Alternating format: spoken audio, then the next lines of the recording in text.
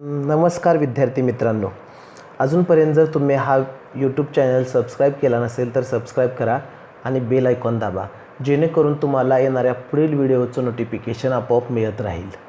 चला तर आपण आज सुरू करणार आहोत ब्रिटिश सत्तेचे परिणाम. ब्रिटिश सत्तेचे परिणाम. ब्रिटिश ईस्ट इंडिया कंपनीची स्थापना याच्यापासून आपण आज सुरुवात करूयात. MPSCसाठी अतिशय महत्त्वाचे असणारे इतिहासाचे घटक आहेत आणि इतर स्पर्धा परीक्षा आणि शालेय अभ्यासक्रमासाठी शालेय विद्यार्थ्यांसाठी सुद्धा. ब्रिटिश ईस्ट इंडिया कंपनीची स्थापना. भौगोलिक शोधांमुळे युरोपीय सत्ता भारताच्या किनाऱ्यावर कशा येऊन पोचल्या हे आपण पाहिले. पोर्तुगीज, डच, फ्रेंच, ब्रिटिश असे सर्व युरोपीय भारताची बाजारपेठ काबीज करण्याच्या सत्ता स्पर्धेत उतरले. इंग्रज भारतात व्यापाराच्या निमित्ताने आले तेव्हा भारतात आधीच असलेल्या पोर्तुगीजांचा त्यांना कडवा विरोध झाला. नंतरच्या काळात इंग्रज पोर्तुगीज संबंध मैत्रीचे होऊन विरोध कमी झाला, परंतु भारतावर वर्चस्व प्रस्थापित करण्याच्या स्पर्धेत इंग्रजांना फ्रेंच, डच व स्थानिक सत्ताधीशांच्या विरोधाला तोंड द्यावे लागले. सर्वात प्रथम पाहूया इंग्रज व मराठे.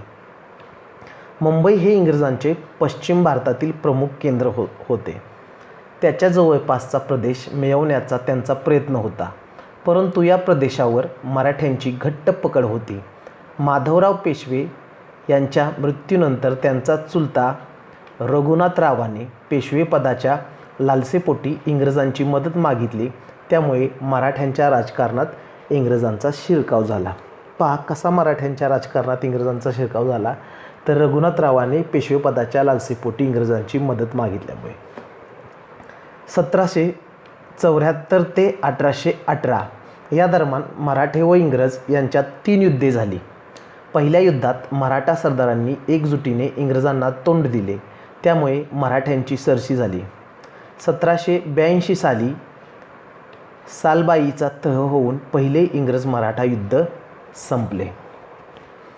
यानंतरचा पॉईंट पहा, तैनाती फौज काय आहे तर 1798 मध्ये लॉर्ड वेलस्ली गव्हर्नर जनरल म्हणून भारतात आला. सर्व भारतावर इंग्रजांचे वर्चस्व प्रस्थापित करण्याचे त्याचे धोरण होते. त्यासाठी त्याने अनेक भारतीय सत्ताधीशांशी तैनाती फौजेचा करार केले. या करारान्वये भारतीय सत्ताधीशांना इंग्रजांच्या लष्करी मदतीचे आश्वासन देण्यात आले, मात्र त्यासाठी काही अटी घातल्या. भारतीय राज्यकर्त्यांनी त्यांच्या राज्यात इंग्रजांचे लष्कर ठेवावे. लष्कराच्या खर्चासाठी रोख रक्कम किंवा तेवढ्या उत्पन्नाचा प्रदेश कंपनीला तोडून द्यावा. त्यांनी इतर सत्ताधीशांशी इंग्रजांच्या मध्यस्थीनेच संबंध ठेवावे. आपल्या दरबारी इंग्रजांच्या रेसिडेंट ठेवावा, या अटी होत्या. भारतातील काही सत्ताधीशांनी ही पद्धत स्वीकारली व आपले स्वातंत्र्य गमावले. 1802 मध्ये दुसऱ्या बाजीराव पेशव्याने इंग्रजांशी तैनाती फौजेचा करार केला. बघा, 1802 मध्ये दुसऱ्या बाजीराव पेशव्याने. हा करार वसईचा तह म्हणून प्रसिद्ध आहे, परंतु हा तह काही मराठा सरदारांना मान्य नव्हता. त्यामुळे दुसरे इंग्रज मराठा युद्ध झाले. त्यातील विजयानंतर इंग्रजांचा मराठी राज्यातील हस्तक्षेप वाढू लागला. तो असह्य होऊन दुसऱ्या बाजीरावाने इंग्रजांविरुद्ध युद्ध पुकारले. या युद्धात त्याचा पराभव झाला आणि 1818 मध्ये त्याने शरणागती पत्करली. दरम्यान मुघलांची राजधानी दिल्ली प्रत्यक्षात दौलतराव शिंदे यांच्या नियंत्रणाखाली होती. हे सुद्धा मराठी सरदार होते. शिंद्यांच्या फौजेचा पराभव करून जनरल लेक याने मुघल बादशाला ताब्यात घेऊन हिंदुस्थान जिंकला. कोणी? जनरल लेक याने. छत्रपती प्रतापसिंह. पेशवाईचा अस्त झाला तरी सातारचे छत्रपती प्रतापसिंह गादीवर होते. इंग्रजांनी छत्रपती प्रतापसिंहांशी तह करून ग्रँड डप या अधिकाऱ्याची त्यांना राजकारभारात मदत करण्यासाठी नेमणूक केली, परंतु नंतर गादीवरून पदच्युत करून काशी येथे ठेवण्यात आले. तेथेच त्यांचा 1847मध्ये मृत्यू झाला. छत्रपती प्रतापसिंहांचे कारभारी रंगोबापूजी गुप्ते यांनी इंग्लंडपर्यंत जाऊन या अन्यायाविरुद्ध दाद मागण्याचा प्रयत्न केला, परंतु त्यांच्या न्याय मिळवण्याच्या प्रयत्नांना यश आले नाही. पुढे लॉर्ड डलहौसीने दत्तक विधान नामंजूर करून 1848मध्ये सातारचे राज्य खालसा केले. छत्रपती प्रतापसिंह यांनी सातारा शहरात यवतेश्वरच्या देवालयाच्या मागील बाजूस व महादरा येथे तलाव बांधून त्याचे पाणी शहरात खेळवले. शहरात रस्ते बांधले. रस्त्यांच्या दोन्ही बाजूंना झाडे लावली. मुलामुलींना संस्कृत, मराठी, इंग्रजी शिकवण्यासाठी पाठशाळा बांधली. तेथेच एक छापखाना काढला आणि अनेक उपयुक्त ग्रंथ छापून घेतले.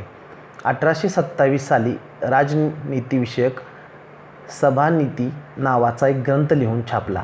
त्यांनी साताऱ्याहून महाबळेश्वर ते प्रतापगडापर्यंत रस्ता तयार केला. तोच रस्ता पुढे महाडपर्यंत नेण्यात आला. छत्रपती प्रतापसिंह हे दररोज रोजनिशी स्वतः लिहित असत. आता ब्रिटिश सत्तेचे भारतावरील परिणाम काय आहेत ते आपण अभ्यासूया. दुहेरी राज्यव्यवस्था. रॉबर्ट क्लाईव्हने 1765 साली बंगालमध्ये दुहेरी राज्यव्यवस्था अस्तित्वात आणली. महसूल गोळा करण्याचे काम कंपनीने हाती घेतले, तर शांतता व सुव्यवस्था राखण्याचे काम बंगालच्या नवाबकडे ठेवले. यालाच दुहेरी राज्यव्यवस्था असे म्हणतात. दुहेरी राज्यव्यवस्था कशाला म्हणतात, तर महसूल गोळा करण्याचे काम कंपनीने हाती घेतले, तर शांतता व सुव्यवस्था राखण्याचे काम बंगालच्या नवाबकडे ठेवले. दुहेरी राज्यव्यवस्थेचे दुष्परिणाम कालांतराने दिसू लागले. सामान्य जनतेकडून कर रूपाने वसूल केलेले पैसे कंपनीला अधिकाऱ्यांनी स्वतःच्या खिशात घातले. कंपनीतील अधिकाऱ्यांनी भारतातील व्यापाराचा मक्ता फक्त ईस्ट इंडिया कंपनीला दिल्यामुळे इंग्लंडमधील अनेक व्यापाऱ्यांना कंपनीचा हेवा वाटत होता. कंपनीच्या भारतावरील कारभारावर इंग्लंडमध्ये टीका होऊ लागली.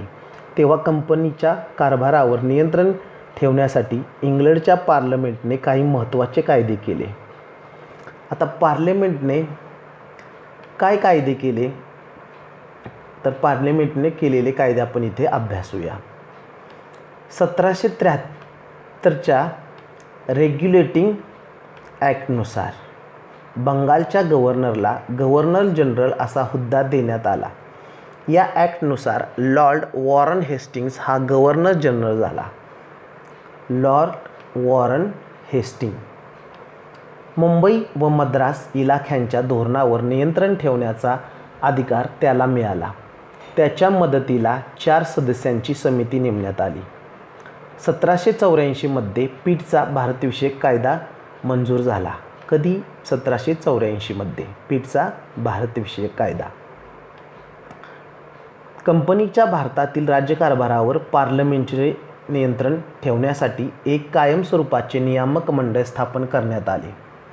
कंपनीला भारतातील राज्यकारभाराविषयी आदेश देण्याचा अधिकार या मंडळाला देण्यात आला.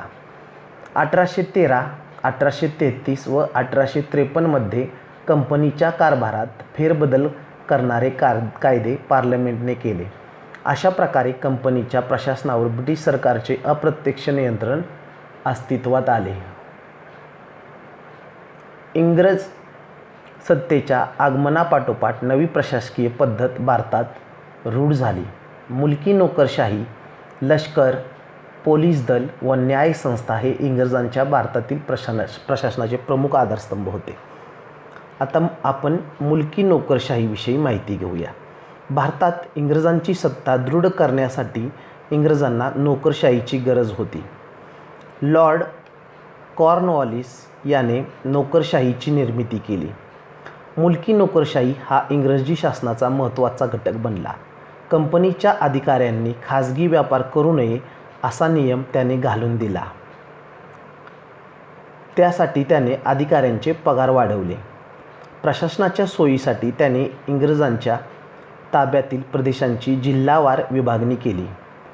जिल्हाधिकारी हा जिल्हा शासनाचा प्रमुख असे.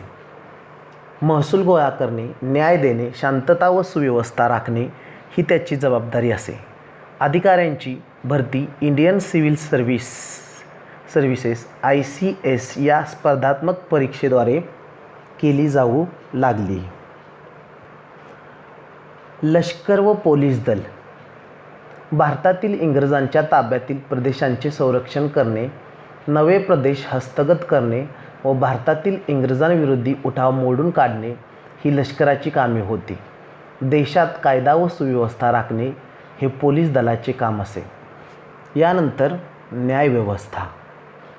इंग्लंडमधील न्यायव्यवस्थेच्या धर्तीवर इंग्रजांनी भारतात नवी न्यायव्यवस्था स्थापन केली. प्रत्येक जिल्ह्यात मुलकी खटल्यासाठी दिवाणी न्यायालय व फौजदारी खटल्यासाठी फौजदारी न्यायालय स्थापन केले. त्यांच्या निर्णयांच्या फेरविचारासाठी उच्च न्यायालये स्थापन केली. पुढचा मुद्दा आहे कायद्यापुढील समानता. भारतामध्ये पूर्वी ठिकठिकाणी वेगवेगळे कायदे होते. न्यायदानात जातीनुसार भेदभाव केला जाई.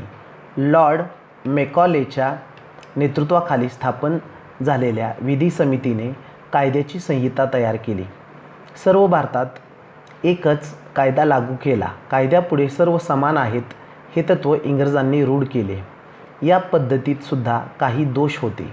युरोपीय लोकांवरील खटले चालवण्यासाठी स्वतंत्र न्यायालये व वेगळे कायदे अस्तित्वात होते. नवे कायदे सामान्य लोकांना समजत नसत. न्याय ही सामान्य लोकांसाठी खूपच खर्चिक बाब होती. खटले वर्षानुवर्षे चालत. इंग्रजांची आर्थिक धोरणे.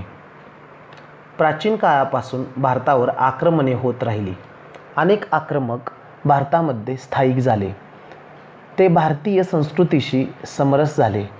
त्यांनी जरी येथे राज्य केले तरी भारताच्या अर्थव्यवस्थेत मूलभूत बदल केले नाहीत.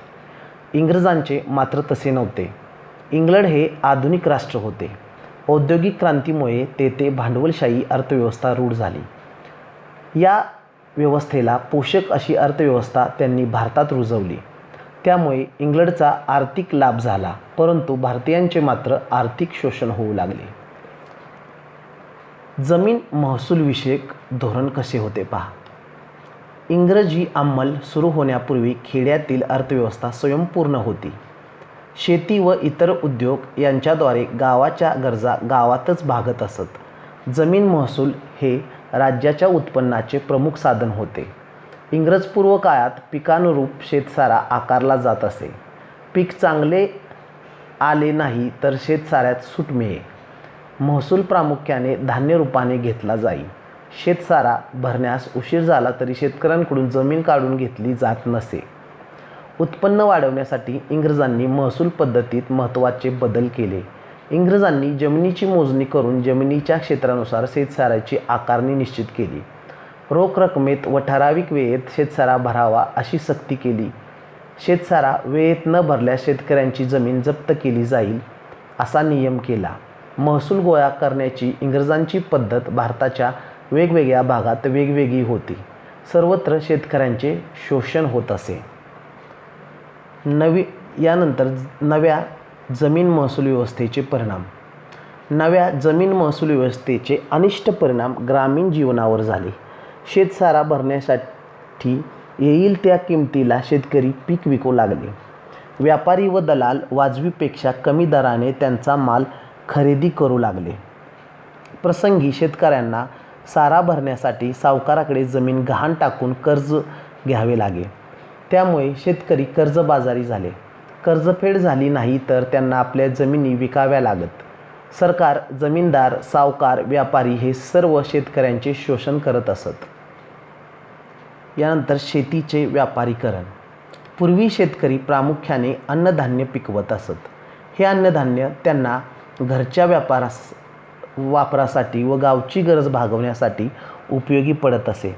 कापूस, नीळ, तंबाखू, चहा इत्यादी नगदी पिकांना इंग्रज सरकार उत्तेजन देऊ लागले. अन्नधान्याच्या लागवडीपेक्षा नफा मिळवून देणारी व्यापारी पिके घेण्यावर जो भर दिला जाऊ लागला त्या प्रक्रियेला शेतीचे व्यापारीकरण असे म्हणतात. यानंतरचा मुद्दा आहे दुष्काळ. पहा, 1860 ते 1900 या काळात भारतात मोठे दुष्काळ पडले, परंतु इंग्रज राज्यकर्त्यांनी दुष्काळ निवारण्यासाठी पुरेसे प्रयत्न केले नाहीत. तसेच पाणी पुरवठ्याच्या योजनांवर फारसा खर्चही केला नाही.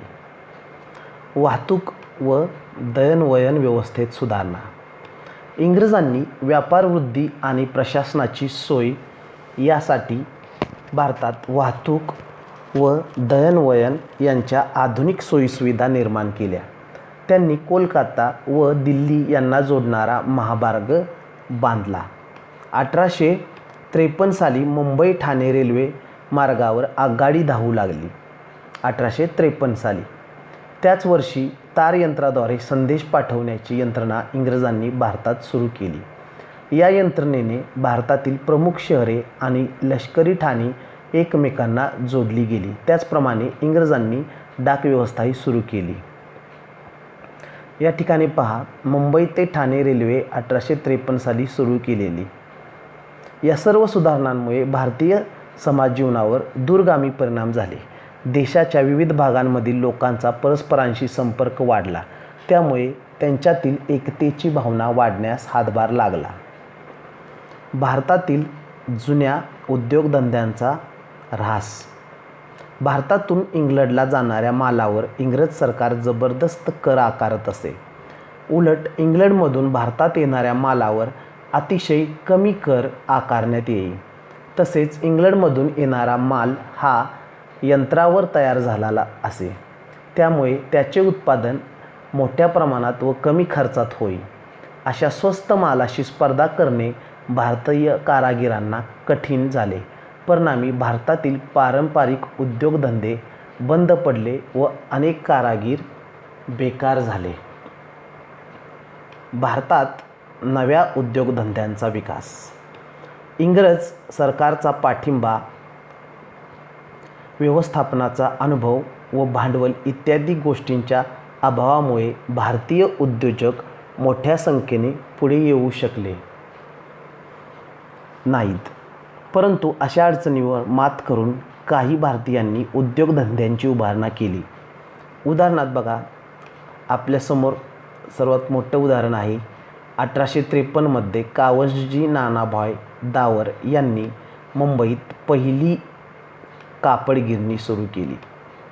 1855 मध्ये बंगालमधील रिश्रा येथे तागाची पहिली गिरणी सुरू झाली आणि 1907 साली जमशेदजी टाटा यांनी जमशेदपूर येथे टाटा आयर्न अँड स्टील कंपनीचा पोलाद निर्मितीचा कारखाना स्थापन केला. भारतामध्ये कोळसा, धातू, साखर, सिमेंट व रासायनिक द्रव्ये या उद्योगांनाही सुरुवात झाली. यानंतरचा मुद्दा पहा, सामाजिक व सांस्कृतिक परिणाम. 19व्या शतकात युरोपमध्ये मानवतावाद, बुद्धिवाद, लोकशाही, राष्ट्रवाद, उदारमतवाद या मूल्यांवर आधारित नवे युग साकारले होते. पाश्चिमात्य जगातील या परिवर्तनाचे पडसाद भारतात सुद्धा उमटणे स्वाभाविक होते. इंग्रजांना प्रशासन चालवण्यासाठी भारतातील समाजाची ओळख करून घ्यायची होती. त्यासाठी त्यांनी येथील परंपरा, इतिहास, साहित्य, कला तसेच येथील संगीत, प्राणी, पक्षी यांचाही अभ्यास करण्यास सुरुवात केली. 1784 साली विल्यम जोन्स या इंग्रज अधिकाऱ्याने कोलकाता येथे एशियाटिक सोसायटी ऑफ बंगाल ही संस्था स्थापन केली. मॅक्स म्युलर हा जर्मन विचारवंत भारतीय धर्म, भाषा, इतिहास यांचा गाढा अभ्यासक होता. या उदाहरणांमुळे आपणही आपला धर्म, इतिहास, परंपरा यांचा अभ्यास करायला हवा अशी जाणीव नवशिक्षित भारतीयांमध्ये होऊ लागली. इंग्रजांनी भारतात अनेक कायदे केले. 1829 मध्ये लॉर्ड बेंटिकने सतीबंदीचा कायदा केला. लक्षात ठेवा, सतीबंदीचा कायदा केव्हा झाला? 1829 मध्ये. कोणी केला? लॉर्ड बेंटिकने. 1856 मध्ये लॉर्ड डलहौसीने विधवा पुनर्विवाहाला मान्यता देणारा कायदा केला. यानंतरचा दुसरा महत्त्वाचा कायदा होता 1856 साली झालेला लॉर्ड डलहौसीने केलेला विधवा पुनर्विवाह. हे कायदे समाज सुधारणेस पूरक ठरले. प्रशासन चालवण्यासाठी ब्रिटिशांना इंग्रजी शिक्षण घेतलेल्या भारतीयांची गरज होती. लॉर्ड मेकॉलेच्या शिफारशीनुसार 1835मध्ये भारतात इंग्रजी शिक्षण सुरू करण्यात आले.